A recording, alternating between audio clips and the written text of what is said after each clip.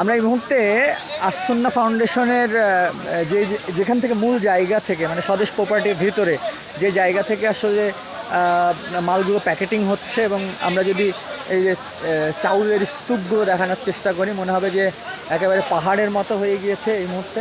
এবং এই যে এখানে ডাউলের বস্তা থেকে ডাউল প্যাকেটিং চলছে, এবং একই সাথে অনেকগুলো স্বেচ্ছাসেবক কাজ করছে। তারপরেও আমরা এখানে বিভিন্ন স্বেচ্ছাসেবকের সাথে কথা বলে যতটুকু জানতে পেরেছি যে আরও অনেক পরিমাণে স্বেচ্ছাসেবক কিন্তু তাদের দরকার। এই যে এই জায়গাটাতে খেজুর রয়েছে, শুকনো খেজুর এখানে পাওয়াগুলো দেখতে পাচ্ছি, এবং আমরা যদি একটু সামনের দিকে মুভ করি তাহলে দেখব যে এই জায়গাগুলোতে আসলে তেলের বোতল কিন্তু আমরা দেখতে পাচ্ছি। এখান থেকে তেল চাউলের সাথে তেলও কিন্তু দেয়া হচ্ছে।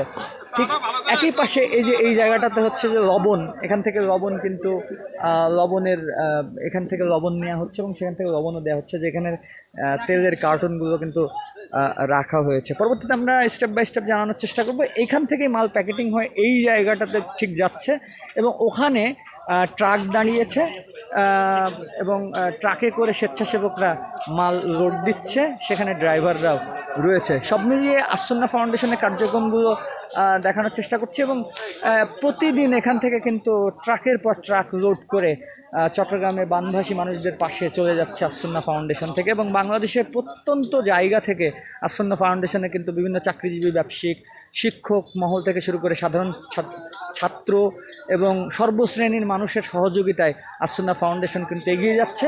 আমরা চেষ্টা করব আসন্না ফাউন্ডেশনের পাশে দাঁড়ানোর জন্য, এবং এরকম সংগঠন কাজ করে আজকে যারা বন্যা দুর্গস্ত মানুষ তারা খুব তাড়াতাড়ি স্বাভাবিক জীবনে ফিরে আসবে। এবং আমরা বাংলাদেশের মানুষ, একটা জায়গার মানুষ যখন বিপদে পড়বে, বাংলাদেশ যদি তাদের পাশে দাঁড়ায় তাহলে খুব তাড়াতাড়ি পুরো বাংলাদেশ এক হয়ে সামনের দিকে এগিয়ে যাবে, এমনটা প্রত্যাশা কিন্তু আমরা করতেই পারি। ভিডিও থেকে বিদায় নিচ্ছি। সবাই ভালো থাকবেন, সুস্থ থাকবেন এবং আমাদের কার্যক্রমের সাথেই থাকবেন। অসংখ্য ধন্যবাদ। আসসালামু আলাইকুম।